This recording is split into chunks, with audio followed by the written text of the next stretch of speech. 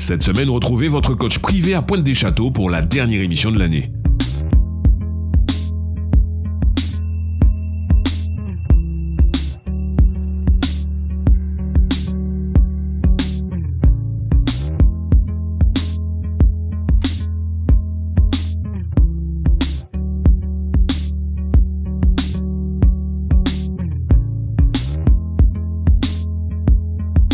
Au programme du jour, cardio, gainage et travail des ischio-jambiers avec Gino, les conseils de Peggy pour éviter les ballonnements et une recette de tarte sans gluten avec Yuntel.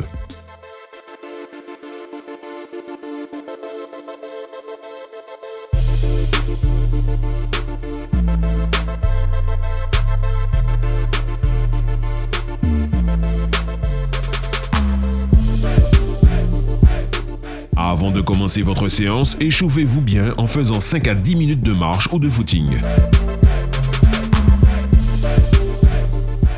Exercice numéro 1, montée d'escalier avec 3 mouvements qui travaillent principalement le cardio et les membres inférieurs. Consigne de placement, vous êtes debout, le dos droit, les bras et les jambes tendus. Consigne d'exécution, montez les escaliers en faisant des élévations du genou, il n'y a pas de consigne de respiration. Consigne d'exécution, toujours dans les escaliers, effectue un déplacement latéral tout en restant de profil dans la montée.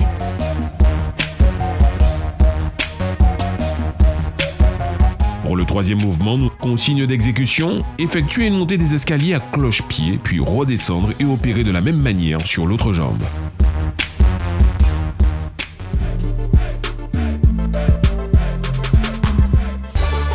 Exercice 2, portefeuille, permet de travailler la sangle abdominale et le grand droit. Niveau débutant, consigne de placement, talons au sol, jambes légèrement fléchies, dos droit, abdos gainés, les mains en appui au niveau de la hanche. Consigne d'exécution, effectuez une extension de la hanche en tendant les jambes, ensuite exécutez une ouverture latérale pour revenir en position initiale. On garde surtout les abdos gainés. Consigne de respiration, vous inspirez quand vous descendez et vous expirez quand vous remontez. Niveau intermédiaire expert, consigne de placement, vous avez le dos droit, les abdos gainés et les talons sont dans l'axe des épaules. Consigne d'exécution, ramenez le buste au niveau des genoux avec les mains qui vont chercher les talons. Une fois revenu en position initiale, réalisez un déplacement latéral en simultané et terminez en position de départ. Consigne de respiration, vous expirez quand vous allez chercher les talons et vous inspirez quand vous revenez en position initiale.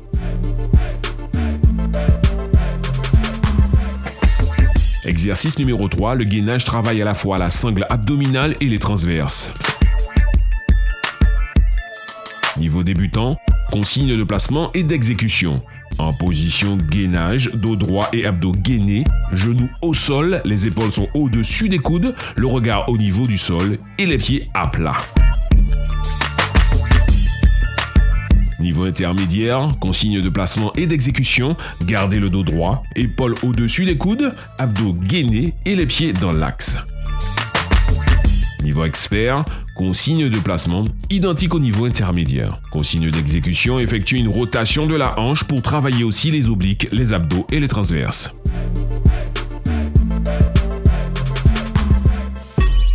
L'exercice numéro 4 permet de travailler la sangle abdominale et les obliques. Niveau débutant, consigne de placement, dos droit à plat au sol, jambes tendues, bras opposés tendus. Consigne d'exécution, en gardant une jambe fléchie, ramenez le bras opposé vers la pointe des pieds. Consigne de respiration, expirez quand on va chercher la pointe du pied, inspirez une fois revenu en position initiale.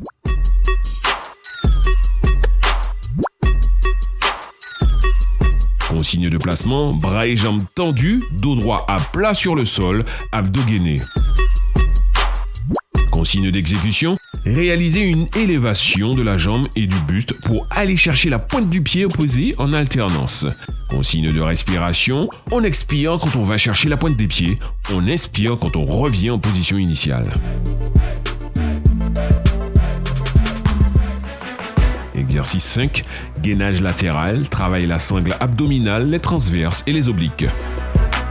Niveau débutant. Consigne de placement, positionner un genou au sol avec le talon de la même jambe dans l'axe du genou, prendre appui sur le genou pour décoller la hanche du sol et positionner le coude au-dessous de l'épaule. Le dos est droit et vous effectuez une ligne droite avec le coude et le genou. Vous restez dans l'axe du corps. Consigne d'exécution, ramener le coude et le genou au niveau de la hanche puis revenir en position initiale tout en gardant les abdos gainés. Consigne de respiration, vous expirez quand vous ramenez le coude au genou et vous inspirez quand vous allez chercher la position initiale. Niveau intermédiaire expert, consigne de placement, vous prenez appui sur le coude, l'épaule est au-dessus du coude, le dos est droit et les abdos sont gainés. Vous formez une ligne entre les épaules, le coude, la hanche et les talons. Consigne d'exécution, tout en étant en appui sur le coude et le talon au sol, vous ramenez le coude du bras tendu vers le genou de la jambe tendue. Consigne de respiration, vous expirez quand vous ramenez le coude au genou, vous inspirez quand vous revenez en position initiale.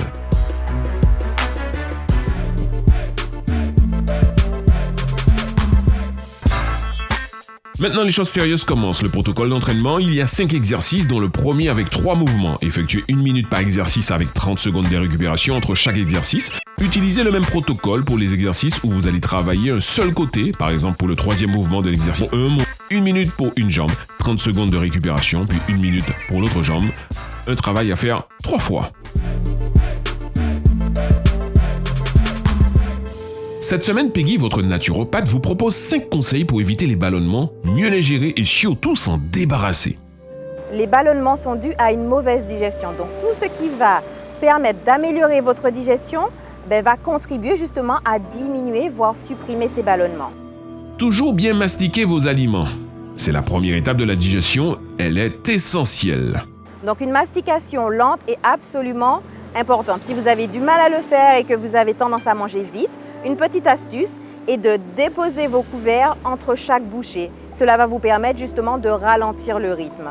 Le deuxième conseil de votre naturopathe est en étroite relation avec le premier. Revoyez vos associations alimentaires. En clair, les aliments ne sont pas digérés par le même organe de notre corps. Les protéines sont digérées par notre estomac, par exemple, quand les sucres sont digérés soit dans la bouche, soit dans l'intestin grêle. Donc une chose toute simple, c'est d'éviter de mélanger au même repas des féculents tels que le riz, les pâtes, les légumes pays et des protéines telles que la viande ou le poisson pour pouvoir optimiser la digestion.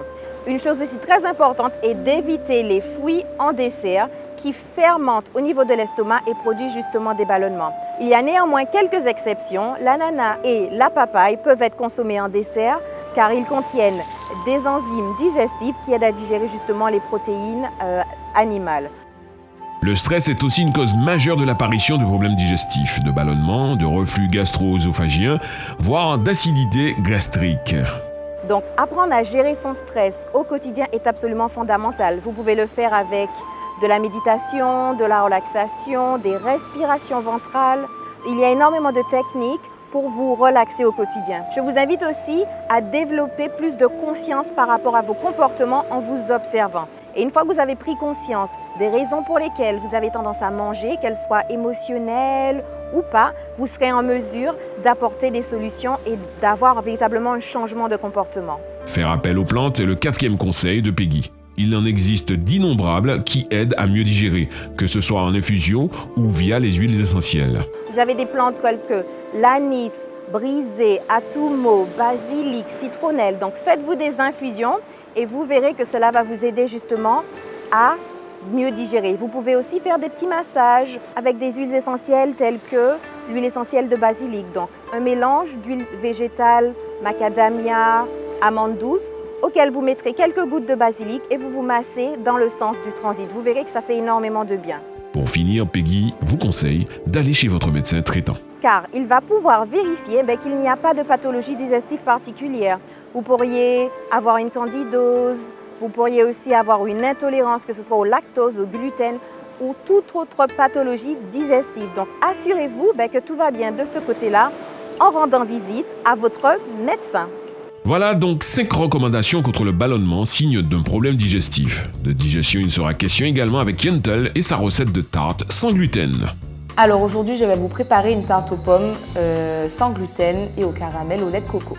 Pour cette tarte aux pommes, sans gluten et au caramel au lait de coco, il vous faudra pour 8 personnes 2 boîtes de biscuits sans gluten, sans lactose et sans sucre ajouté, 5 pommes, 4 cuillères à soupe de sucre complet, 20 g de poudre d'amande complète, de la muscade et de la vanille, 2 cuillères à soupe de crème d'amande, un pot de compote de pommes sans sucre ajouté, 3 cuillères à café de purée de noix de cajou, de la purée de sésame complet, du lait de coco et une poignée d'amandes effilées grillées pour la décoration. Vous écrasez ces biscuits jusqu'à former un semblant de pâte à crumble. Nous allons créer notre pâte à présent en y ajoutant un corps gras. Au lieu d'ajouter du beurre, vous pouvez mettre un avocat, mais pour cette recette, Yentel utilise de la purée de noix de cajou. Une fois arrivé à une consistance proche d'une pâte à crumble, vous pouvez ajouter votre généreuse cuillère à café de purée de sésame, sauf si vous êtes allergique. Sinon, vous restez sur la purée d'amande ou de cajou. Voilà, vous savez que votre pâte sera prête une fois que lorsque vous la pressez, elle se tient toute seule. Là, à ce moment-là, vous pouvez déjà la tapisser dans votre moule. L'avantage de créer une telle pâte à tarte, c'est son apport en protéines. Nous pouvons alors tapisser notre moule avec cette pâte à biscuits. Une fois cela bien fait, direction le congélateur pendant une dizaine de minutes pour la faire bien tenir. Pendant ce temps, nous allons préchauffer le four à 200 degrés. Pour la base de la tarte aux pommes, nous prenons notre pot de compote que nous vidons dans un bol, puis 3 cuillères à café de crème d'amande. Une fois que vous avez bien mélangé tout ça, complétez avec un peu de vanille en poudre et le fond de bouchon d'arôme d'amande amer ainsi qu'un peu d'arôme de vanille, mais aussi un peu de cannelle, de la muscade et du sucre complet. Vous mélangez bien sûr le tout et tout devrait être prêt pour être étalé sur notre pâte fraîchement sortie du congélateur. Alors vous faites la forme que vous voulez, soit vous faites en forme de rosace, soit vous faites une forme de fleur, comme vous voulez. Alors une fois que vous avez donc mis vos pommes dans votre fond de tarte, vous pouvez donc passer votre tarte au four de 20 à 30 minutes le temps que les pommes cuisent et que votre pâte à biscuits aussi.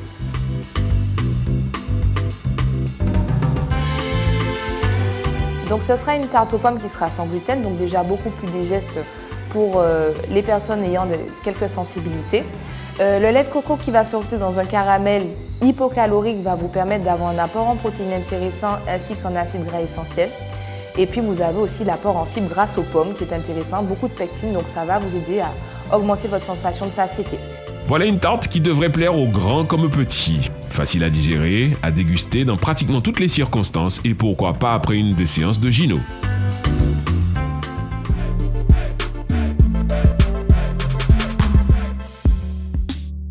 C'est sur ce magnifique paysage que nous clôturons cette saison. Toute l'équipe de Coach Privé vous souhaite de très bonnes fêtes de fin d'année et nous vous donnons déjà rendez-vous l'année prochaine pour toujours plus de challenges.